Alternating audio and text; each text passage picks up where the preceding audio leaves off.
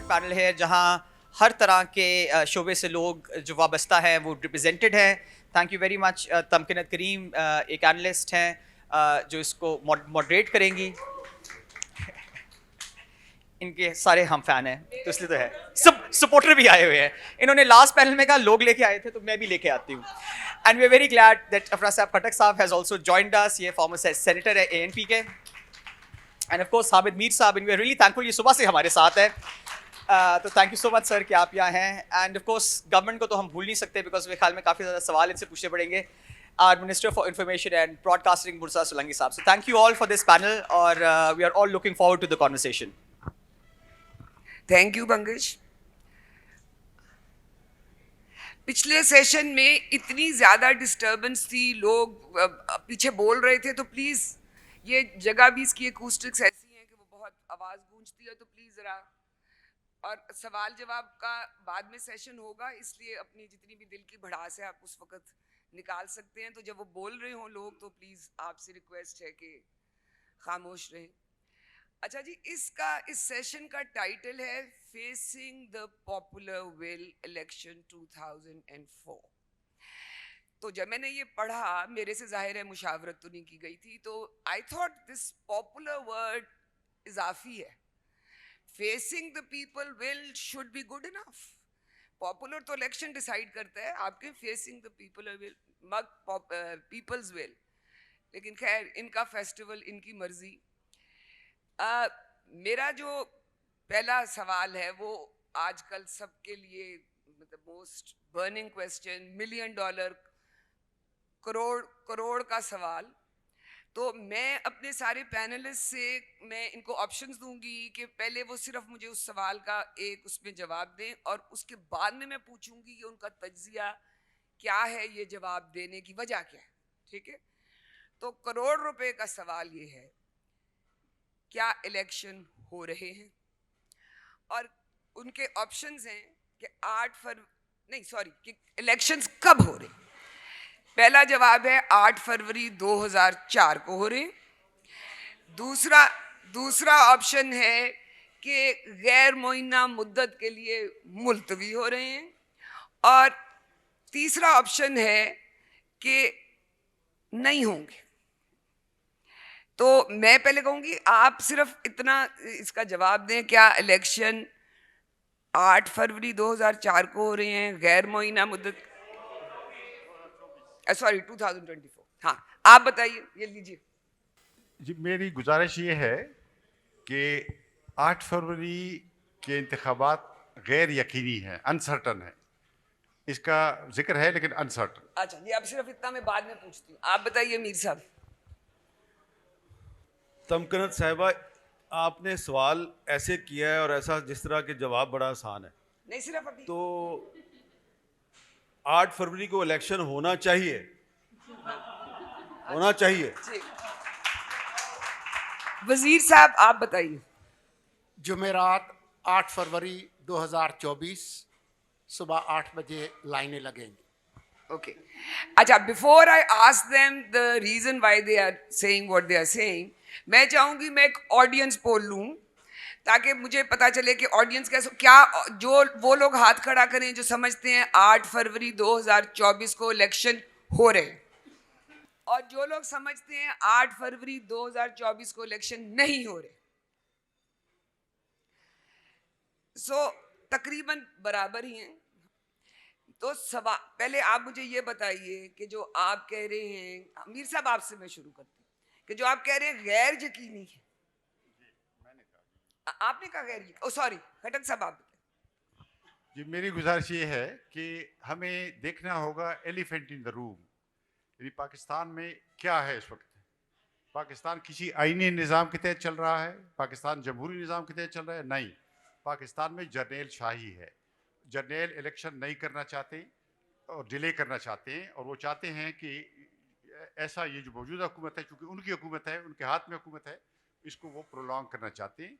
Basically यही बात है.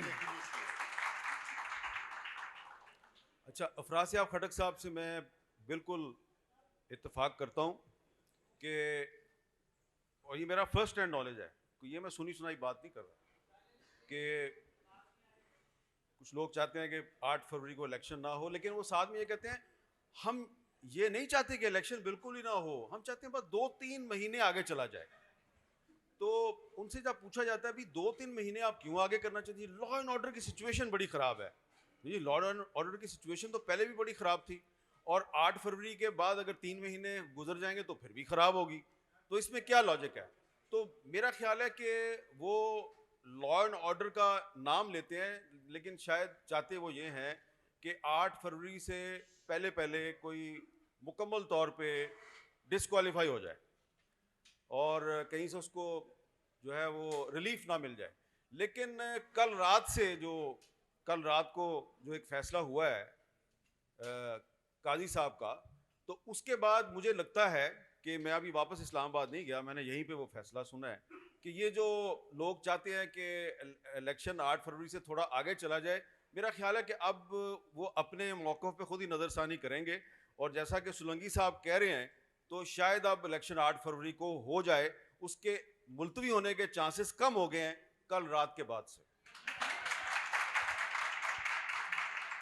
सुलंगी साहब, आपका जो ये यकीन, पुख्ता यकीन है, उसमें कितना हिस्सा, ये क्या हमेशा से था, ये जो कल रात का फैसला जिसका मीर साहब कह रहे हैं कि उसके बाद या बिल्कुल पक्का हो गया कि जी होगा, या आपका ख्याल था कि ये पहले भी होगा? मेरे ख्याल में 17 अगस्त 2023 जब से मौजूदा काबीना वजूद में आई है, उस दिन से लेकर आज तक मैंने मुस्तकिल मिजाजी के साथ यही मौक़िफ़ अख्तियार किया है कि पाकिस्तान के आइन के दिबाचे में लिखा है कि ये मुल्क उसके मुंतखब नुमाइंदे चलाएंगे, और ये मुल्क आइन की वजह से ही चल सकता है, उसकी मौजूदगी में ही चल सकता है।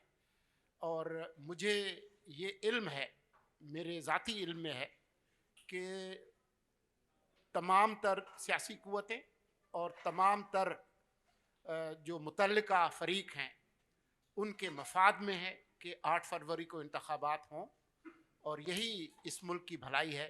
इसलिए मुझे इसका यकीन है कि 8 फरवरी को इंतखाबात हों। मैं थोड़ा ऐड करूँगा इसमें। देखिए, अभी थोड़े दिन पहले की बात है कि मुर्तज़ा सोलंकी साहब सेनेट के इजलास में मौजूद थे, इत्तेफाक से मैं भी उस दिन वहीं पे था।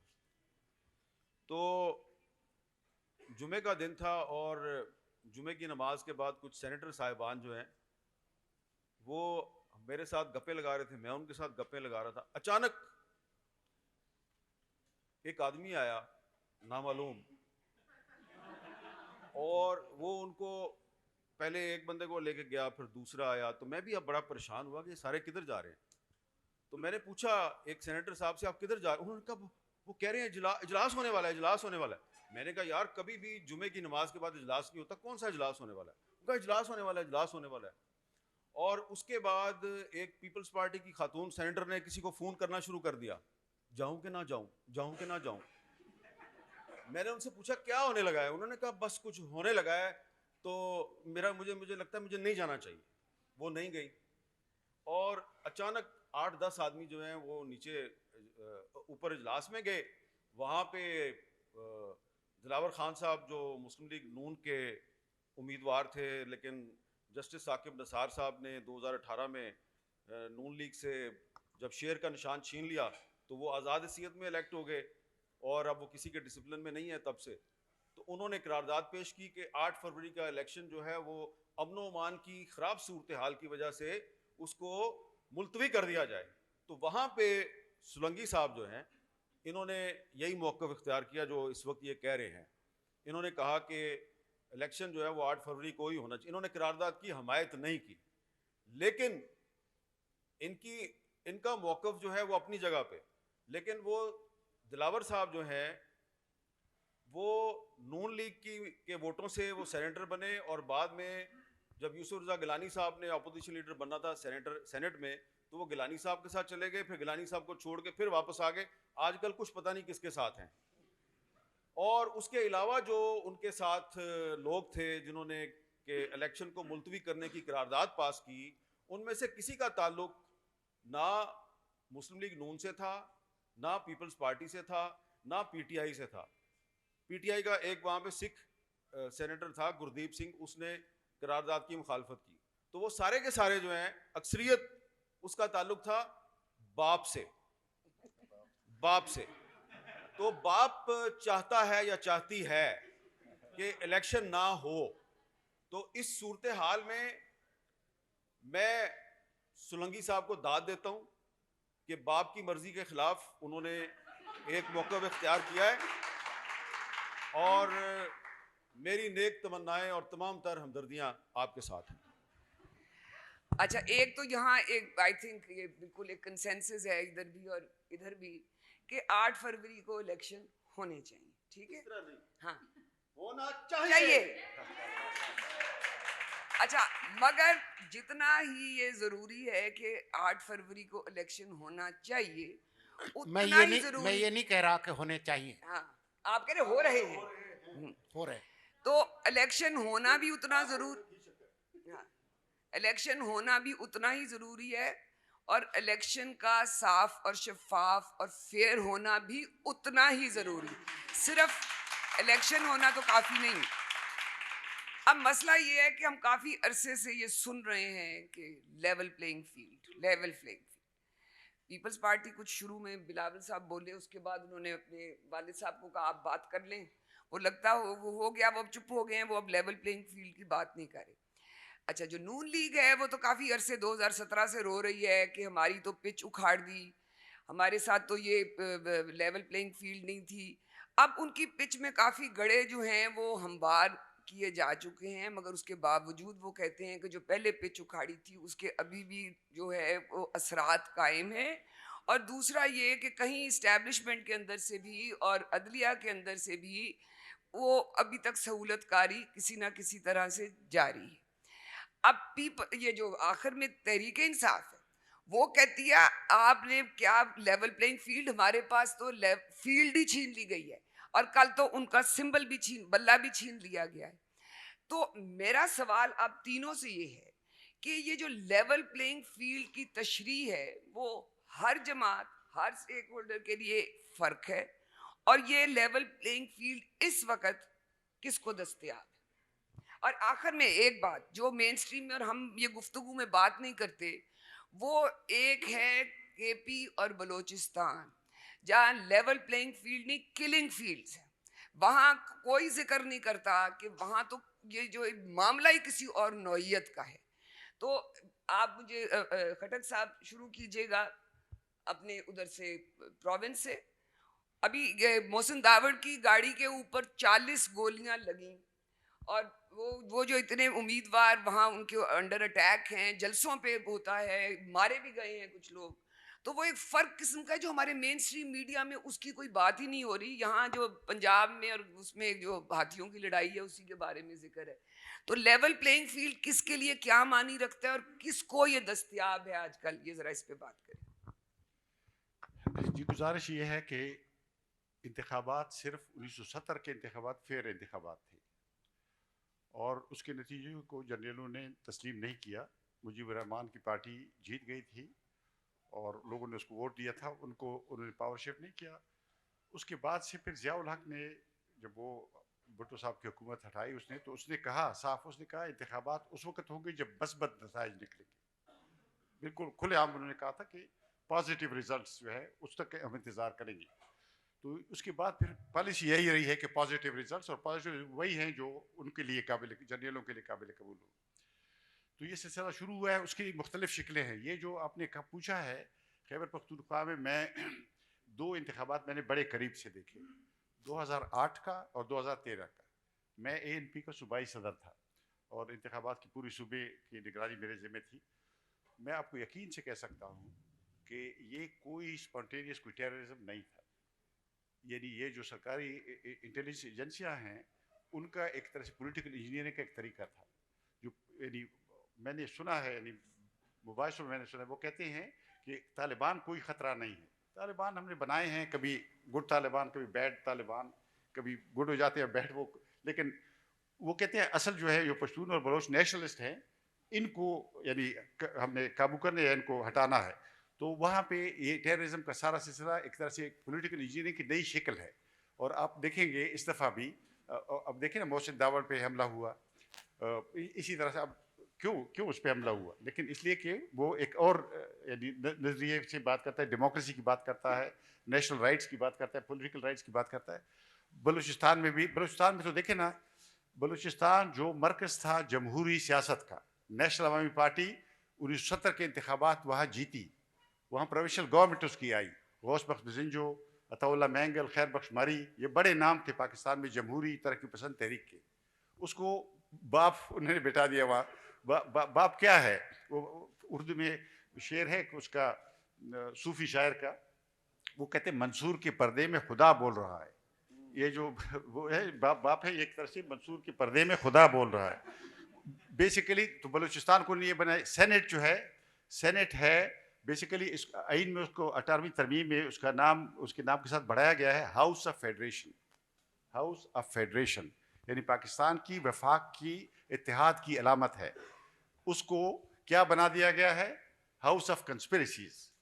और देखें ना उसके चेयरमैन का इलेक्शन कैसे हुआ। और मैं ये बहुत इख्तिसार के साथ मैं ये बताना चाहता हूँ, मैं जब ह्यूमन राइट्स कमेटी का चेयरपर्सन था सेनेट में 2009 से 2015 तक, तो ये डिसअपीयरेंस की खबरें बहुत आई, हमारे पास शिकायतें लोग ले आए, हमने उसको थोड़ा सा इन्वेस्टिगेट किया और हम इस नतीजे पहुँचे कि इसमें डिसअपीयरेंस में मेजर हाथ जो है वो ISI का है। और हमने ये फैसला किया, कमेटी ने फैसला किया कि हम उसके बारे में कानून बनाना चाहते हैं। हमने डिफेंस मिनिस्ट्री को खत लिखा और एक आउटलाइन उस कानून का हमने भेजा कि ये कानून हम पेश करना चाहते हैं। पहले उन्होंने कहा कि हाँ हम आपको जवाब देंगे। ये जनरल आसिफ यासीन मलिक उस वक्त डिफेंस सेक्रेटरी थे, वो आए कमेटी में, लेकिन फिर वो चुप हो गए, ऐसा उन्होंने जवाब देना बंद किया। तो फिर हमने उसको सेनेट से मंजूर कराया प्लेनरी सेशन से। अच्छा, उनका ये ख्याल था कि ये पागल रिटायर हो जाएंगे तो बस ख़त्म हो जाएगी बात। लेकिन उसके बाद बाबर साहब ने, फरतुल्लाह बाबर और रज़ा रबानी ने दोबारा उसको पेश किया। जब वो दूसरी बार जब आया तो फिर एजेंसी ने फैसला किया कि अब सेनेट को हमने कंट्रोल करना है। तो उसके लिए संजरानी फार्मूला, ये बलूचिस्तान में नून लीग की पार्टी को ख़त्म करके वहाँ से आज़ाद मेंबरान के ग्रुप लाया गया और उसके ज़रिए चेयरमैन, और 6 साल से चेयरमैन को इसलिए बिठाया कि उसमें एजेंडे में ये वाला हिस्सा के ISI के लिए कानून ये ना आए कभी फिर। तो अब देखिए ना, सेनेट में फिल्टर लगाए गए हैं। फरतुल्लाह बाबर को अपनी पार्टी ने टिकट दिया, उसके और सेनेटर हो गए, पख्तूनख्वा से वो नहीं हो सके इसलिए कि फिल्टर में वो नहीं जा सकते। तो ये इस तरह की सारी चीज़ें हैं, इसी वजह से ये हम बातें अनसर्टेनिटी की बातें कर रहे हैं, वरना इलेक्शन फेयर होने चाहिए। और मुझे लग नहीं रहा कि ये फेयर इलेक्शन होंगे। ये अदालत का फैसला आया है, लेकिन मैं कोट करना चाहता हूँ, इस पर बात ख़त्म करना चाहता हूँ कि अब अमरीकी वो जो सुप्रीम कोर्ट के चीफ जस्टिस थे मार्शल, उसने कहा था कि हम सियासी फैसले करते हैं, उसको कानूनी ड्रेसिंग या लिबादा पहनाते हैं, लेकिन होती ये सियासी फैसले हैं। तो ये रात का फैसला भी बेसिकली सियासी फैसला है, उसको सिर्फ कानूनी शक्ल दी गई। आप दो चीज़ें, एक आपने बात की कि ये जो अब नई इंजीनियरिंग की शक्ल है इधर KP और बलूचिस्तान में, पर क्या ये भी दुरुस्त नहीं है कि वहाँ मौलाना फजल रहमान के ऊपर भी हमले हो रहे हैं, उनके भी, तो वो भी उनको भी इसी चीज़ का हिस्सा है। फजल रहमान साहब की पार्टी पे एक जगह हमला हो रहा है, बाजौड़ में, और बाजौड़ में इसलिए हो रहा है कि कुनर में दाइश का मरकज़ है। दाइश मौलाना फजल रहमान पे इसलिए हमले करती है कि वो कहते हैं कि वो तालिबान के हामी या इत्तेहादी हैं। वो दाइश जो है वो तालिबान के ख़िलाफ़ है, लेकिन उनके ऊपर ऐसे आम हमले नहीं हो रहे हर जगह। बाजौड़ में जहाँ कुनर से बॉर्डर मिलता है, जहाँ से वो आते हैं दाइश वाले लोग, तो बेसिकली उन पर हमले की वजह ये है। ठीक, और आपका ख्याल है कि इस वक्त जो ये लेवल प्लेइंग फील्ड है वो किसी को दस्तयाब नहीं है? जी नहीं, बिल्कुल दस्तयाब इसलिए नहीं है कि अभी तो देखें ना, पार्टियां भी बदकिस्मती से, पार्टियां भी अवाम से वोट मांगने के बजाय GHQ से वोट मांग रही है ना।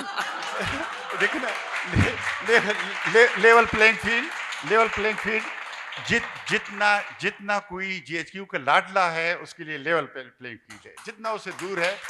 लेकिन एक बात मैं कहना चाहता हूँ, आखिरी बात वो ये है कि जो इसमें अदरवाइज ब्लीक सिचुएशन में जो light at the end of the tunnel है, वो मैं पाकिस्तान के अवाम को खिराज अकीदत पेश करना चाहता हूँ कि जो जर्नलों के करीब जाता है वो वोट से दूर चला जाता है। जी मीर साहब, लेवल प्लेइंग फील्ड क्या है, किस जानवर का नाम है और किसकी वो इस वक्त उसके उस पे किसके पास है, वो जानवर किसके पास है? वो तो कल रात को पूरे पाकिस्तान को पता चल गया है कि लेवल प्लेइंग फील्ड अब कोई नहीं है। देखें, अवामी नेशनल पार्टी ने इलेक्शन नहीं कराया, ठीक है, तो उनको 20,000 रुपया जुर्माना हुआ और कहा गया कि आप ठीक है लालटेन के निशान पे लड़ना चाहते हैं आप लड़ें और 20,000 रुपये का जुर्माना अदा करें और जाएं। वो केस बिल्कुल फर्क है अगर जो आपने भी पढ़ा है तो। जो भी है, लेकिन नटशेल ये है कि उन्होंने भी इलेक्शन नहीं कराया और उनको 20,000 रुपया जुर्माना हुआ और इलेक्शन सिंबल मिल गया लालटेन, ठीक है जी, चले। लेकिन पाकिस्तान तहरीक इंसाफ जो है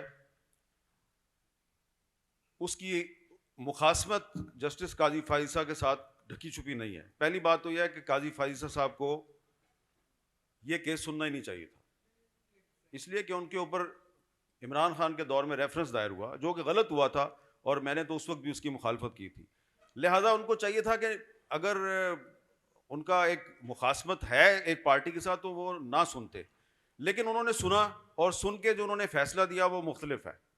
जो ANP के साथ जो लेवल प्लेइंग फील्ड दी गई वो तरीके इंसाफ को नहीं दी गई, आपको अच्छा लगे या बुरा लगे। तो मैं समझता हूँ कि लेवल प्लेइंग फील्ड जो है वो सिर्फ एक पार्टी के पास है, जो आप सबको पता है। जिस शहर में हम बैठे हुए हैं इस शहर में ही उस पार्टी की लीडरशिप बैठी हुई है और वो है मुस्लिम लीग नून, उसके पास है लेवल प्लेइंग फील्ड, आप देख लें।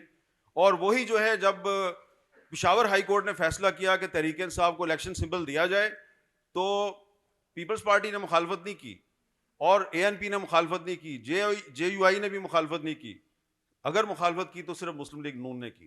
तो लेवल प्लेइंग फील्ड पे मैं इसलिए कह रहा हूँ कि मुस्लिम लीग नून है क्योंकि मुस्लिम लीग नून और काजी फाइजा साहब वो एक ही वेव लेंथ पे हैं, एक ही पेज पे हैं, इसलिए उनके पास लेवल प्लेइंग फील्ड है। जो आप बात कर रहे हैं कि उस पर पीपल्स पार्टी ने मुखालफत नहीं की तो वो तो अंडरस्टैंडेबल है। जंगी पंजाब में सारी जो है वो नून लीग और इसकी है PTI की है। और दूसरी बात ये है कि आप जो कह रहे हैं कि आज लेवल प्लेइंग फील्ड है, तो मैंने तो इसमें अपने उसमें क्वेश्चन में भी यही कहा था कि क्या ये दो चीज़ें ओवरटर्न करके जो अब 10 साल का जो एक आपका वो चल रहा है जो उनकी फील्ड जो वो की गई थी अनइवन, आपका ख्याल है 2-3 ये वर्डिक्ट्स ओवरटर्न करके खोल के वो सारी फील्ड दोबारा से लेवल की जा सकती है? देखिए, बात यह है कि जब जस्टिस साकिब निसार साहब ने 2018 में नून लीग से शेर का निशान छीना तो हमने कहा ये गलत हो रहा है, ठीक है। जब इमरान खान ने काजी फाइजा पे रेफरेंस दायर किया हमने कहा गलत हो रहा है। तो अब आप मेरे से ये एक्सपेक्ट ना करें कि जो काजी फाइजा ने कल रात को किया है तो क्योंकि मैंने माजी में उसकी हमायत किया नहीं, तो नहीं, मैं कह दूंगा की नहीं बात करी। नहीं, मैं कह दूंगा कि नहीं नहीं नहीं उन्होंने बिल्कुल सही किया क्योंकि मैं पहले भी उसकी हमायत करता रहा हूँ। बिल्कुल गलत किया है और उनको ये रेफरेंस नहीं सुनना चाहिए था। नहीं, मैं आप मीसा मेरा सवाल मैंने फैसले की नहीं बात की, उस पर तो एक ओपिनियन है ना। कुछ लोग सुबह से कह रहे थे, 2 दिन से जो लाइव प्रोसीडिंग हो रही थी उस पर कमेंट्स आ रहे थे कि देखें इनकी टीम देखें। फैसल वाडा ने फाइजा के फैसले का ऐलान 1 महीना पहले कर दिया। तो कह जी कितना खैर भी अभी जो क्योंकि सियासी पार्टियां जो आई हुई थी इससे पहले जो सेशन था तो वो अच्छी तरह वो अपना वो दिफा कर रही थी। हम तो एक कमेंट ही कर सकते हैं ना, वो असल में तो वो उन्होंने दिफा करना होता। निगरान साहब मुझे ये बताएं कि ये इधर ये सारी है, आप सिर्फ अब किस चीज की निगरानी कर रहे हैं कि आपको एक तरफ से एक बहुत बड़ा इल्जाम आता है कि जी ये तो इस्टेब्लिशमेंट के पपेट्स हैं, इनके तो जो उनको डिक्टेशन मिलती है वो ये कर रहे हैं। पता नहीं वैसे नई बात क्या है वो भी नहीं मुझे पता। लेकिन आप मुझे ये बताएं कि ये जो सारा सिलसिला है उसमें जाहिर है इलेक्शन तो आपने नहीं करवानी, वो तो करवाने हैं इलेक्शन कमीशन, बट आप एक सिटिंग गवर्नमेंट तो है ना, चाहे वो केयर टेकर है, आप भी तो किसी ना किसी फ्रंट पे कहीं ना कहीं जवाबदेह होंगे, आज नहीं तो कल। तो आप इसको कैसे देख रहे हैं कि जो आपकी नाक के नीचे ये सारा कुछ हो रहा है उसमें क्या आपकी कोई जिम्मेदारी या कोई रोल नहीं है?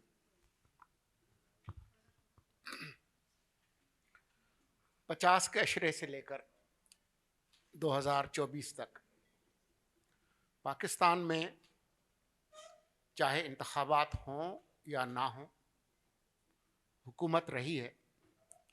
और अगर किसी के पास लेवल प्लेइंग फील्ड है तो वो सिर्फ और सिर्फ पाकिस्तान की अशराफिया के पास है। वो हमेशा इक़्तिदार में रहे हैं, उनके नाम बदल गए हैं, उनकी जमातें मुख्तलिफ हैं।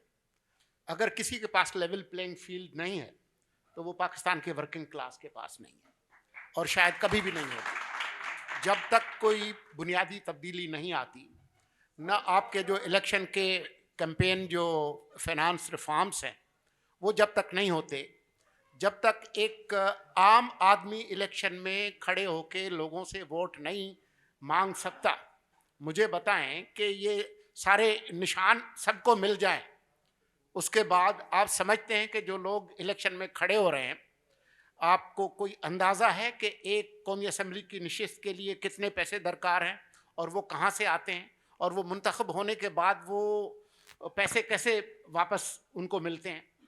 तो जो बुनियादी बात है वो ये है कि लेवल प्लेइंग फील्ड नहीं है पाकिस्तान के जो गरीब अवाम है उनके पास, जब तक कोई बुनियादी तब्दीली नहीं होगी। बाकी फ़र्क है कोका कोला और पेप्सी कोला का, उसमें आपका इंतखाब है कि आप अपने जो हुक्मरान अशराफिया में से किस जमात को कब मुंतखब करके अपने वोट से लाते हैं, ये है बुनियादी बात।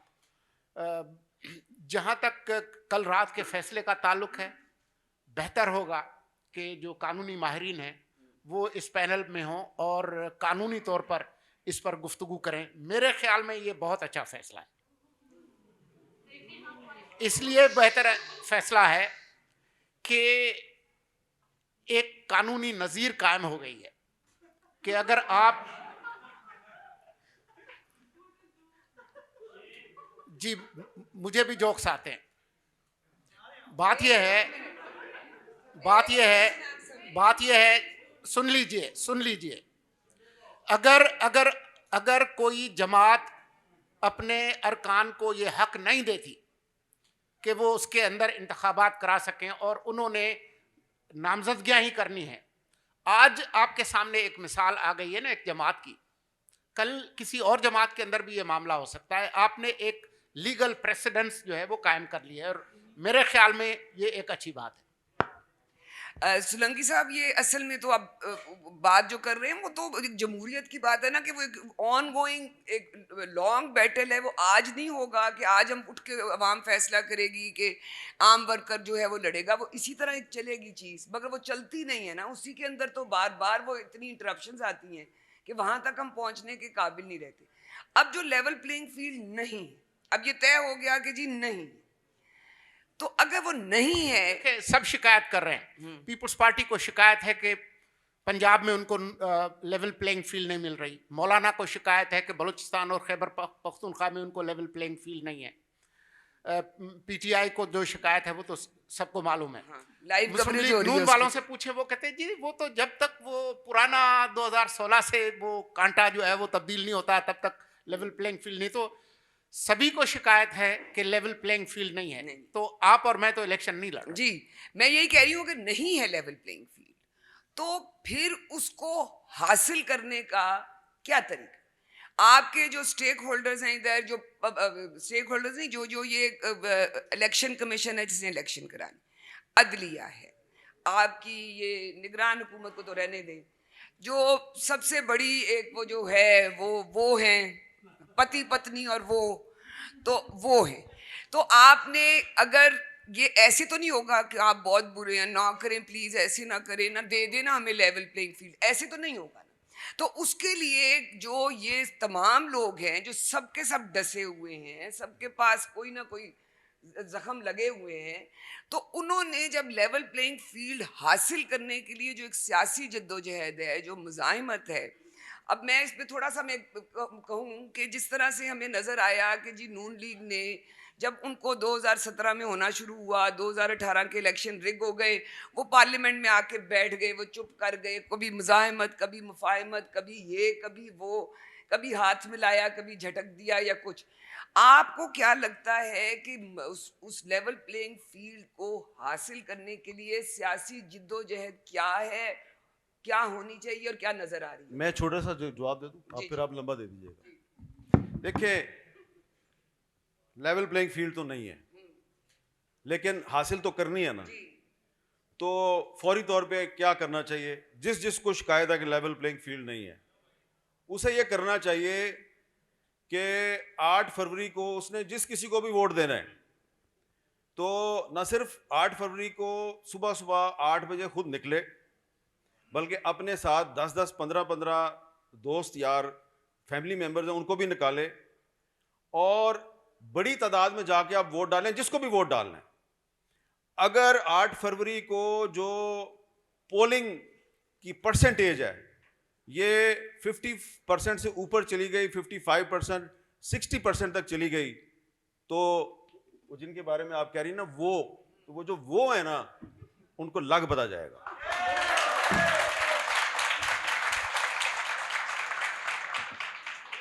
जी, मेरी गुजारिश ये है कि असल में ये तो सही है कि पाकिस्तान में तबकाती मुश्किलात भी हैं, अशराफिया और वर्किंग क्लास, और ये वो भी होना चाहिए, उसूल की बात है, बिल्कुल ठीक बात है।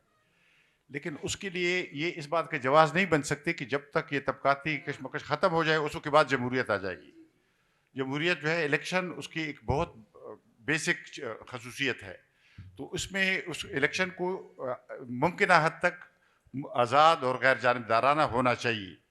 और जब हम ये कहते हैं तो हमें देखना चाहिए, जैसे मैंने शुरू में अर्ज़ किया था, कि ये क्यों नहीं आज़ादाना हो रहे। मेरे ख्याल में उसकी बुनियादी वजह जो खाकी पॉलिटिकल इंजीनियर्स की फैक्ट्रीज हैं, जब तक ये बंद नहीं होंगी यहाँ आज़ादाना इंतखाबात नहीं होंगे। बेसिकली कैसे होगा ना, ये मुजाहिमत हमें नजर आ रही है। ऐसे होगा जैसे जनरल मुशर्रफ पर मुकदमा चला, बहुत अच्छा। नवाज शरीफ साहब को मैं खराज तहसीन पेश करता हूँ, उन्हें ये मुकदमा शुरू किया जनरल मुशर्रफ पर, क्यों नहीं था? यानी जनरल मुशर्रफ से कोई हमें कोई जाती दुश्मनी खुदा न खास्ता नहीं है, लेकिन पाकिस्तान के आइन को रोनना जो है, ये तो लिखा हुआ है इनमें कि ये गद्दारी है, और लोग ये करते रहते हैं। और हम कहते हैं अच्छा जी ये फलां के खिलाफ कर रहे हैं, जिसके खिलाफ भी कर रहा हो, जिसके खिलाफ भी, ये उनको नहीं करना चाहिए।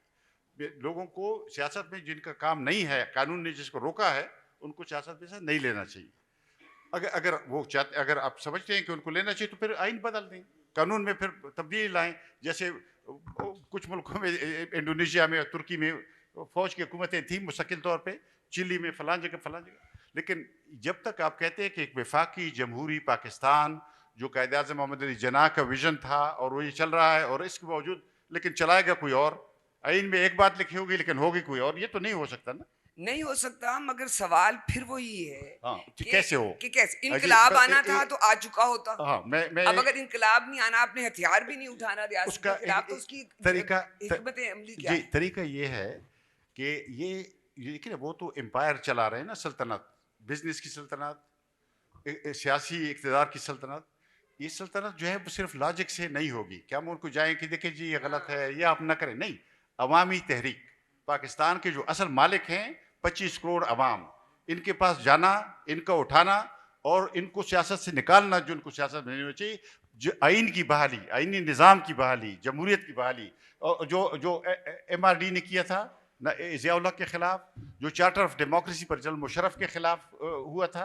मगर खटक साहब, वो अवाम खुद ब खुद तो नहीं होते ना, वो एक लीडरशिप होती है, पॉलिटिकल पार्टीज होती हैं जो वो लीड करती हैं उन मूवमेंट्स को, वो डायरेक्शन देती हैं, उनकी एक स्ट्रेटजी होती है कि इस वक्त 2 कदम आगे जाना है, 2 कदम पीछे जाना है, इसको ऐसे हैंडल करना है। इसको ये अवाम तो नहीं कर रहे होते ना, अवाम को तो लीड करती पार्टियां। एक नया चार्टर ऑफ मुझे- डेमोक्रेसी, मेरी तवज्जो तो ये एक नया चार्टर ऑफ डेमोक्रेसी, जिसमें बगैर इसे कि इसमें कौन है, को फलां पार्टी है फलां पार्टी है, नहीं, सब पार्टियों को। लेकिन ये तल्ख तजुर्बे आज PTI के साथ है, कल नून लीग के साथ था, परसों फिर नून लीग के साथ हो सकता है, किसी और के साथ हो सकता है। सब पार्टियां, जैसे पीपल्स पार्टी और नून लीग ने आपस में 90s में आपने देखा कि कैसे उन्होंने एक दूसरे के तख्ते उल्टे, और फिर कैसे उस नतीजे पर पहुंचे कि ये नहीं होना चाहिए। Charter of democracy, rules of the game आए। मुझे याद है बिजंजो साहब, गौस बख्श बिजंजो साहब, हम हैदराबाद जेल में थे, भुट्टो साहब ने जो मुकदमा नैब पर चलाया था, मैं भी उस मुलजिमों में से था। तो मुझे याद है भुट्टो साहब का आदमी आया, उसने कहा बिजंजो साहब से कि वो आपसे बात करना चाहते हैं और आपकी क्या तजवीज़ है। बिजंजो साहब बहुत होशियार आदमी थे, गौस बख्श बिजंजो पाकिस्तान के चंद बेहतरीन सियासतदानों में थे। उन्होंने कहा कि मैं अलीगढ़ में फुटबॉल टीम में था, अलीगढ़ कॉलेज में। उसने कहा मैं फुटबॉलर था, फुटबॉल उस वक्त तक खेला जा सकता है जब तक लोग रेफरी की विसल सुनते हैं, रेफरी की बात सुनते हैं। उसने कहा आपने बाल बगल में दाब लिया है और गोल की तरफ आपने जाना शुरू किया है, बलूचिस्तान में एक मुंतखब हुकूमत को आपने ज़बरदस्ती तोड़ दिया है, तो ये न करें। अगर आपका ये ख्याल है कि आप कर सकते हैं, कल आपसे कोई ज़्यादा ताकतवर आ जाएगा, बाल को सीने के साथ लगा के गोल में लेट जाएगा और खेल खत्म हो जाएगा। और एग्जैक्टली ऐसे ही हुआ, जियाउल-हक आया और 11 साल तक खेल खत्म हो गया। तो लोगों ने सीखा उससे। तो मैं समझता हूँ अब जो कुछ गुजरा है पिछले 10 सालों में, ये 2014 के बाद जो सिलसिला नून लीग, पीटीआई, फिर पीटीआई के साथ हुआ, इससे हमें ये सीखना चाहिए कि पीटीआई, नून लीग, पीपल्स पार्टी, एएनपी, मौलाना फजल रहमान, सब उनको एक नया चार्टर ऑफ डेमोक्रेसी करना चाहिए, जिसमें जैसे उन्होंने सबक सीखा था 2007 में चार्टर ऑफ डेमोक्रेसी, इसी तरह से एक नया चार्टर ऑफ डेमोक्रेसी हो जिसमें सब शामिल हो और वो फैसला करें कि अवाम जिसको भी वोट दें, चाहे वो बहुत हमें बुरा लगता हो, लेकिन लोगों ने जिसको वोट दिया उसको हुकूमत मिलनी चाहिए। मीर साहब, मैं एक डिफरेंट एंगल में आपको देने लगी। ये एक आपका ये भी कह रहे हैं कि चार्टर ऑफ डेमोक्रेसी होना चाहिए और इस तरह से ये फॉरवर्ड है। एक आपका 2018 का इंटरव्यू चल रहा है इस वक्त मोहित पीरज़ादा के साथ, जब ये हो रहा था, पॉलिटिकल इंजीनियरिंग उस वक्त की हो रही थी, तो उस पे आपने कहा कि बहुत बुरा हो रहा है, बड़ा गलत हो रहा है, नहीं होना चाहिए। मगर जिस तरह से नवाज़ शरीफ ने फ़ौज को करने की कोशिश की है, हमारी अभी ये इतनी मजबूत नहीं है जमहूरियत कि इस वक्त ऐसी चीज़ कर सकें, इसलिए ये होना था, इवन दो नहीं होना चाहिए। तो आपका क्या ख्याल है, इस वक्त ये जमहूरियत इतनी मजबूत हो गई है कि आपका ख्याल है कि जो ये वो इस्टेब्लिशमेंट के साथ सीन के आप पूरे दांत सब कुछ ही फंसा लिया है, ये मुमकिन है कि ये सब कुछ किए होते हुए ये ना हो जो हो रहा है? मैं आपके वर्ड्स रिपीट कर रही हूँ। देखिए 2018 के और 2024 के हालात में काफ़ी फ़र्क हो गया है। सबसे बड़ा फ़र्क ये है कि 2018 में जब वो जो कुछ भी हो रहा था, तो उसके ख़िलाफ़ एक तो पब्लिक में इतनी अवेयरनेस नहीं थी, और हमें अवाम में जब जाते थे तो इतनी मुज़ाहमत नज़र नहीं आती थी। अभी अवेयरनेस बहुत ज़्यादा है, और ख़ास तौर पे पहले तो सॉरी टू से सिर्फ हमें बलूचिस्तान में और खैबर पख्तूनख्वा में, सिंध में नज़र आती थी, अब हमें काफ़ी पंजाब में भी नज़र आ रही है। तो ये जो पंजाब में एक अवेयरनेस आहिस्ता आहिस्ता पैदा हो रही है कि यहाँ पे भी अब लोग कहते हैं कि आइन और कानून की बालादस्ती होनी चाहिए। यहाँ पे भी बहुत से स्टूडेंट्स को और इंटेलेक्चुअल्स को पता चल गया कि आइन पाकिस्तान में एक आर्टिकल 244 भी है जो कहता है कि फ़ौज को सियासत में मुदाखलत नहीं करनी चाहिए। जब हम कहते थे आर्टिकल 244 पे अमल दरामद होना चाहिए, तो कहते थे ये तो गद्दार है। ठीक है, तो ये जो अवेयरनेस आई है, ये एक उम्मीद की किरण है। और दूसरी बात यह है कि अभी तक हमारी सारी डिस्कशन जो है वो दाखिली सियासत के हवाले से, डोमेस्टिक पॉलिटिक्स के हवाले से है। हम ये नहीं देख रहे कि पाकिस्तान में इस वक्त जो कुछ हो रहा है, इसके पीछे इंटरनेशनल जो प्लेयर्स हैं उनके क्या क्या मुफादात हैं और उनका क्या किरदार है। मुझे ये लगता है, क्योंकि मैंने पिछले 3-4 महीने में बहुत से लोगों के साथ इस पर मेरी गुफ्तगू हुई है, बहुत से लोग इंतज़ार में हैं कि वो इंतज़ार कर रहे हैं कि पाकिस्तान में ये हो जाए तो हम ये करेंगे, ये हो जाए तो हम ये करेंगे। मुझे ये लगता है कि 8 फरवरी को इलेक्शन हो जाएगा, और उसके बाद जब कुछ जो पावर्स हैं उनकी एक मनपसंद हुकूमत यहाँ पे आ जाएगी, तो उस हुकूमत को पुश किया जाएगा कि वो एक ताशकंद एग्रीमेंट करे। याद है ना ताशकंद एग्रीमेंट जो जनरल यूब खान के जवाल का बायस बना था? वो ताशकंद एग्रीमेंट जो है, मुझे लगता है वो पाकिस्तान की पब्लिक उसको सपोर्ट नहीं करेगी, और उस ताशकंद एग्रीमेंट के खिलाफ तकरीबन तमाम पॉलिटिकल पार्टीज जो हैं, 1-2 के सिवा, वो मुत्तहिद हो जाएंगी, और वैसी ही तहरीक चलेगी अगर जैसी कि 60s में अयूब खान के खिलाफ चली थी। वो एक डिक्टेटर के खिलाफ चली थी, इस मरतबा जो तहरीक है वो एक माइंड सेट के खिलाफ चलेगी, ये मुझे लगता है। ठीक है, उसकी वजह यह है कि जो behind the scene international players जो प्लानिंग कर रहे हैं, वो मुझे लगता है ये इम्प्लीमेंट करना पाकिस्तान में बहुत मुश्किल है। उसकी इम्प्लीमेंटेशन के लिए पाकिस्तान में मजबूत सियासी जमातें चाहिए। सियासी जमातें इतनी मजबूत है नहीं हैं, तो जो सियासी जमातें जो हैं वो अपना सब कुछ दाव पे लगा के सिर्फ पावर हासिल करने के चक्कर में पड़ी हुई हैं। मेरा ख्याल है अपने पाँव पे वो कुल्हाड़ी मारने जा रही हैं, और आपको 6 महीने के अंदर अंदर 8 अगस्त 2024 तक पता चल जाएगा कि ये इन्होंने बहुत ही बड़ा ब्लंडर मारा है। अच्छा, ये तो खैर आपकी प्रिडिक्शन है। उस वक़्त भी कोई 2018 में भी ये प्रिडिक्ट नहीं कर सकता था कि ये कितनी देर कंपनी चलेगी। अब ये देखते हैं कि ये क्या आगे होता है, क्या नहीं होता। सुलंगी साहब, ये जो मीर साहब बात कर रहे हैं कि ये एक मनपसंद हुकूमत का आना, ये कितना एक वो है हकीकत है और कितना फसाना है कि आप ये एक परसेप्शन क्रिएट करके एक तो है, एक तो बीच में ये नहीं है कि सारे का सारा फसाना है तो सही, लेकिन एक सारी की सारी एक एक्सरसाइज को आप मुतनाज़ा बना दें तो उसके बाद जो आपके जो भी रिजल्ट आएंगे तो वो यही होगा। हालांकि 2018 में भी ये हो रहा था, लेकिन वो इतना बड़ा उसकी वो नहीं थी मूवमेंट, जैसे ही कह रहे हैं कि उस वक्त इतनी ज़्यादा उस तरह की नहीं हो रही थी बात। तो ये फिर सिलेक्शन की एक्सरसाइज का फ़ायदा क्या है? अगर ये perception is stronger than reality तो फिर ये क्या फ़ायदा? और ये सोशल मीडिया का किरदार पे भी मैं आप सब लोगों से बात करना चाहूँगी कि इस वक्त भी जो जितना ये एक की जा रही है कि कोई बीच में फेक न्यूज़ भी चल रही होती हैं, बीच में वो भी चल रही होती हैं, और एक क्रिएट कर दी जाती है एक फिजा कि हम समझते हैं कि this is the real world, जो वर्चुअल वर्ल्ड है कि this is the real world, कि यही हो रहा है।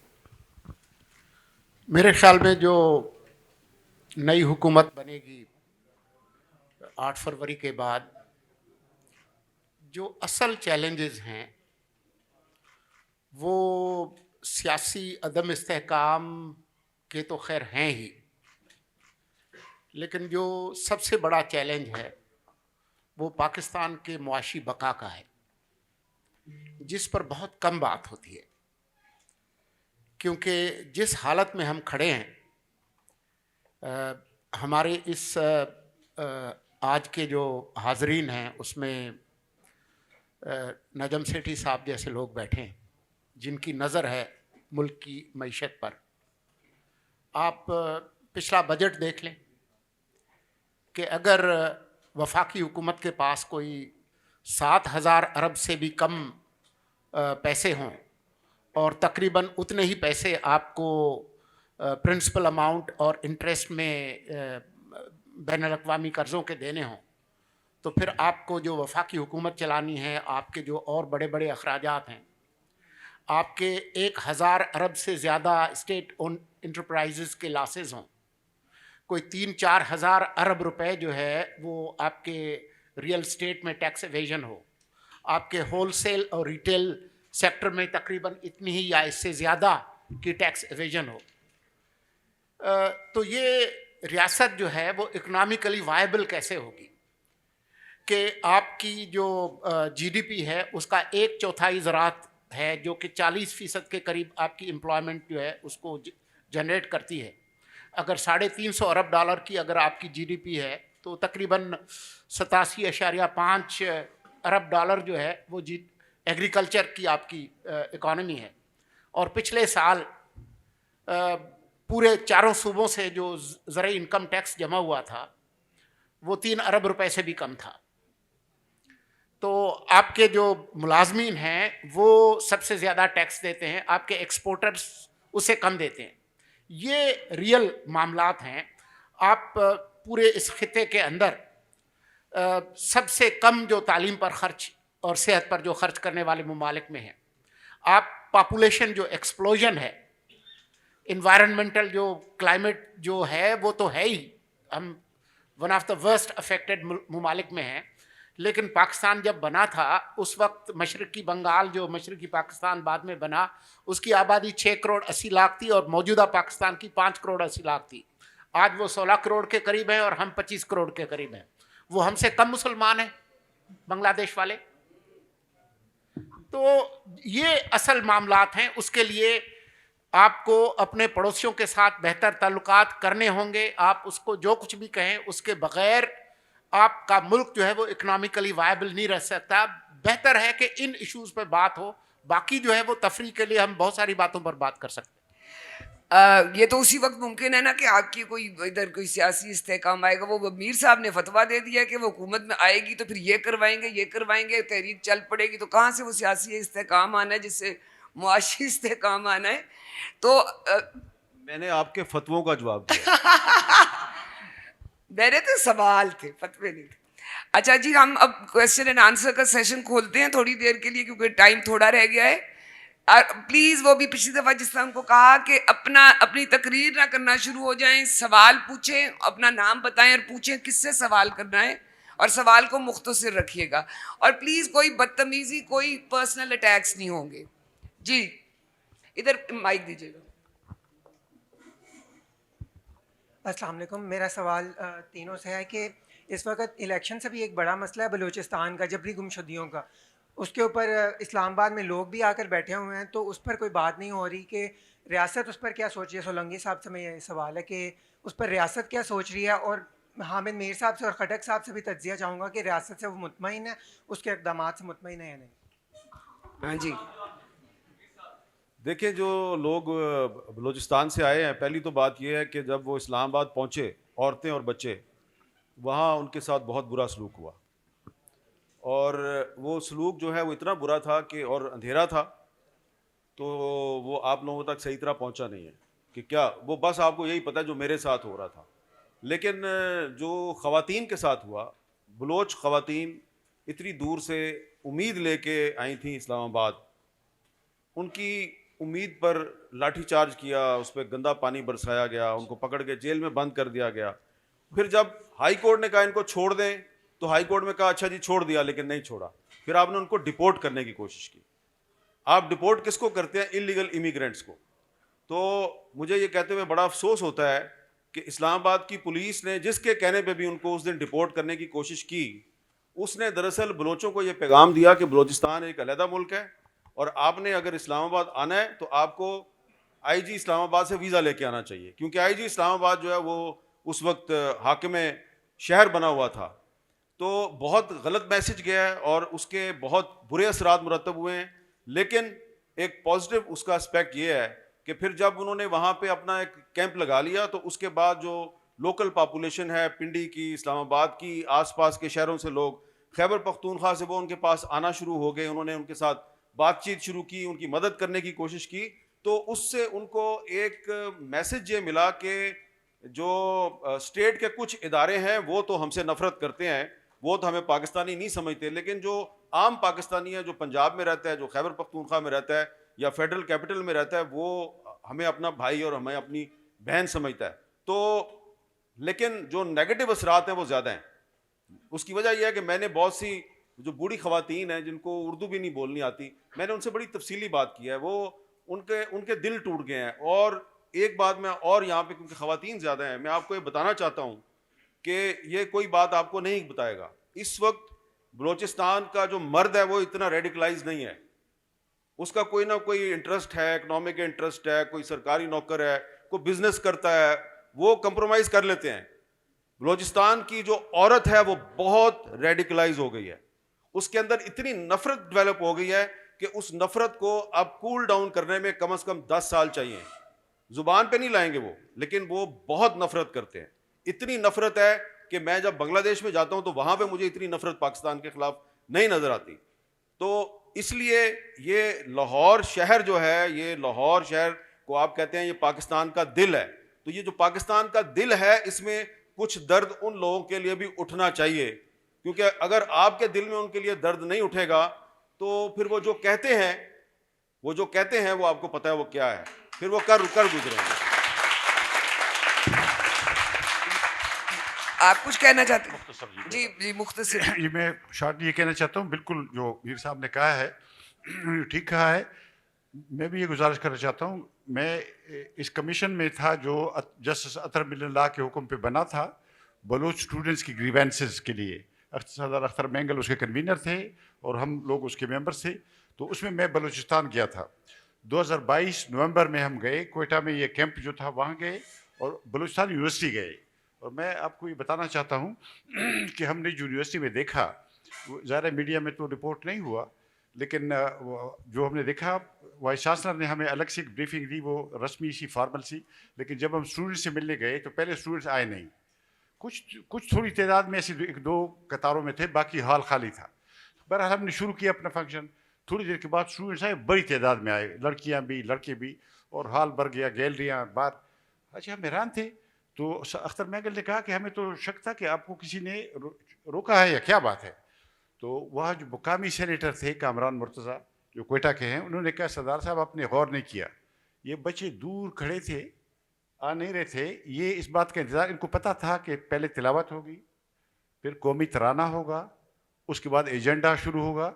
ये कौमी तराना पढ़ना नहीं चाहते थे।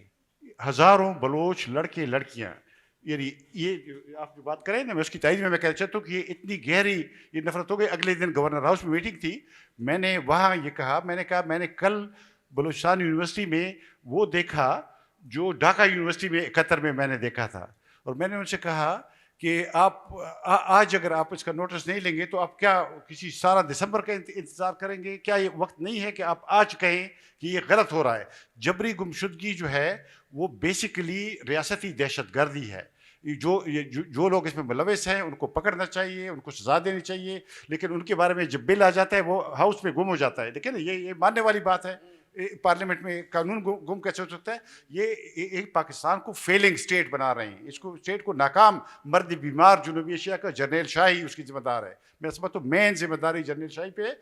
जब तक पाकिस्तान के अवाम और सियासी पार्टियाँ उठ के एक यहाँ पर जमहूरियत और आईनी निज़ाम की बहाली नहीं करेंगी, ये किस्से होते रहेंगे। खुदा न खास्ता हम किसी और ट्रेजेडी से हमारा सामना ना हो जाए। इनको अच्छा, माइक आपके पास है जी। मेरे पास। सोलंकी साहब, ये क्वेश्चन आपसे है। सोलंकी साहब, ये क्वेश्चन आपसे है। आपने बड़ी अच्छी बात की जो कि इकोनॉमिक सिचुएशन पाकिस्तान की है इस वक्त, और मैं इस चीज़ को काफ़ी देर से स्टडी कर रहा हूँ कि पिछले 5-6 साल से। मैं ये सोच रहा हूँ कि जब हमको पता है कि हमारी इकोनॉमिक सिचुएशन इतनी ख़राब है, तो हम उसके लिए टफ़ मेजर्स क्यों नहीं लेते? हमारे ख़र्चे उसी तरह बढ़ते जा रहे हैं, नई गाड़ियाँ उसी तरह आ रही हैं, लोगों की शहनशाहियाँ उसी तरह चल रही हैं। ये तो ऐसा वक्त है कि हमको सवाए वो छोटी सी और सुजुकी ऑल्टो, उसके अलावा तो कोई गाड़ी किसी गवर्नमेंट सर्वेंट के पास होनी नहीं चाहिए। जी वेरी वेरी सीरियस जी, आपका पॉइंट आ गया जी। मैं आपसे इत्तेफाक करता हूँ। ये तो कोई हुकूमत आके ही कोई करेगी। जी इधर दीजिएगा माइक, इधर दीजिएगा माइक। अस्सलामुअलैकुम सोलंकी साहब, मेरा सवाल आपसे है कि जो बलोची वुमेन के साथ हुआ था सलूक, तो आप लोगों ने फिर गवर्नमेंट ने क्या किया था उसके बाद? Thank you.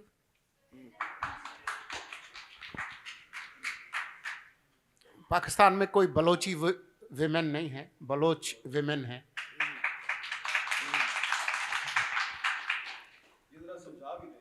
बलोची ज़बान है और बलोच लोग हैं। जी बलोच कहते हैं। बलोच को बलोच कहना चाहिए, जिस तरह आप पख्तून को पख्तून कहते हैं, पख्तूनी नहीं कहते। ज़बान बलोची है, जिस तरह से अफगानी नहीं कहना चाहिए क्योंकि वो उनकी करेंसी का नाम है, अफगान। जी हाँ, देखें, इससे पहले काफ़ी तफसील से खटक साहब और मीर साहब ने बात की है, और खटक साहब से बेहतर शायद यहाँ पर कोई शख्स नहीं है जो कि पाकिस्तान की सियासी तारीख के जो सवाल हैं उनके जवाब दे सकें। दूसरा अगर कोई शख्स हो सकता है तो वो मेरे सामने बैठे हैं, नजम सेठी साहब। जो बलूचिस्तान के जो मसाइल हैं वो इतने पेचीदा हैं कि उस पर किसी आधे घंटे के जो मुज़ाकरा है या सवाल जवाब है उसमें बात नहीं हो सकती। मुख्तसर जो बात है मैं आपको बता रहा हूँ बलोच ख़वातीन के साथ क्या हुआ, मैं आपको बता रहा हूँ। लेकिन मैं सिर्फ इतना कहूँगा कि जो इसका हल है, जो पाकिस्तान की जो बड़ी सियासी जमातें हैं और जो दूसरे मुतल्लिका फ़रीक हैं, वो मिलकर इसके बारे में ही कोई मुस्तकबिल का कोई हल तजवीज़ कर सकते हैं, ये निगरान हुकूमत के बस की बात नहीं है। बलोच ख़वातीन जो चली हैं तुर्बत से, तो कितने दिन लगे हैं उनको, बहुत दिन लगे हैं इस्लामाबाद तक पहुंचने में। पूरे इस अरसे में कोई बड़ा वाक़या नहीं हुआ, किसी ज़िला इंतज़ामिया ने, पुलिस ने कोई ऐसी बड़ी कोई गैर मामूली कोई सरगर्मी नहीं की कि जिसके नतीजे में उनका इस्लामाबाद तक पहुंचने में कोई मसला हो। जो हमारी मालूमात है वो ये हैं कि जब वो पहुंचे हैं 26 नंबर चुंगी, उनसे कहा गया कि जी अगर आपके क्या इरादे हैं। उन्होंने कहा जी हमने जलसा करना है और हमने एहतजाजी तौर पर बैठना है। तो उनको बताया गया कि जी जो H9 का एरिया है आपको वहाँ हम ऑफ़र कर सकते हैं, F9 पार्क दे सकते हैं, लेकिन उनका इसरार था कि जी हम डी चौक जाएंगे। जो अभी तक प्रैक्टिस है वो ये है कि जी हम जो कोई भी ग्रोह है, चाहे वो मजहबी हो, सियासी हो, उसको हम रेड जोन के अंदर दाखिल नहीं होने देंगे। ये पुलिस को क्लियर इंस्ट्रक्शंस हैं काफ़ी अरसे से। जो वाक़या हुआ वो रात के शायद 1 बजे के बाद हुआ, और जो पुलिस का मौक़िफ़ है वो ये है कि प्रेस क्लब में जो बैठे हुए लोग थे, जब उन्होंने मूव करना शुरू किया और वो अयूब चौक जो है, जो मैरियट के करीब है, वहाँ तक पहुँचे और आगे जाने की कोशिश की, तो क्योंकि पुलिस के पास क्लियर इंस्ट्रक्शंस थे कि आपने रेड जोन में दाखिल नहीं होने देना, तो जो पुलिस के पास जो नॉन लीथल जो मेथड्स हैं, जिसमें लाठी चार्ज है, वाटर कैनन है, गिरफ्तारियां हैं, ये उन्होंने किया। अब इस पर लंबी गुफ्तगू हो सकती है कि उसमें क्या मुनासिब था, क्या गैर मुनासिब था, इस पर गुफ्तगू हो सकती है। लेकिन जितने लोग गिरफ़्तार हुए थे, पहले वो ख़वातीन और बच्चे वो रिलीज़ हुए, 163 लोग उसके बाद हुए, और आखिरी जो 34 लोग थे उनको रिहा किया गया। लेकिन जो उनके जो मसाइल हैं, आपके इल्म में होगा कि मैं हसन फवाद, गवर्नर बलूचिस्तान और जमाल शाह, हम गए थे। हमारी जो गुफ्तगू हुई वो वीडियो जो है वो आपके पास है, वो हमारी गुफ्तगू आप सुन सकते हैं कि जी हमारी उनसे किस लबो लहजे में बात हुई। अभी तक जो सूरत हाल है वो वहाँ पर बैठे हैं, वहाँ पर एम्बुलेंस खड़ी है, वो हालात कैसे हैं वो उसके बारे में आप ही बेहतर बता सकते हैं। हमारी ख्वाहिश अलबत्ता ये है कि वो पुरअमन तरीके से वापस जाएं और कोई ऐसी मुज़ाकराती कमेटी बने जो बड़ी सियासी जमातें हैं जिन्होंने इक़्तिदार में आना है, जो इस मसले की तरफ कोई बेहतर हल दे सकती हैं, ताकि ये मामला जो है वो एमिकबली रिजॉल्व हो। थैंक यू जी। अभी हम सवाल नहीं और ले सकते जी, टाइम ख़त्म हो गया है। ये जो अभी एक सियासी जो जिसकी बात हो रही है पाकिस्तान की सियासत की, तो वो जो एक शेर है कि आखिरी तज्जिया यही है मलाल, आदमी दायरों में रहता है। और ये दायरा सिर्फ उस सूरत में टूट सकता है, जो मुझे इन सब की बात समझ में आई है कि एक इज्तिमाई जब तक उसका एतराफ़, इदराक और कोशिश नहीं होगी, तब तक ये तमाम जानवर चिड़िया घर में कैद रहेंगे। Thank you so much for coming.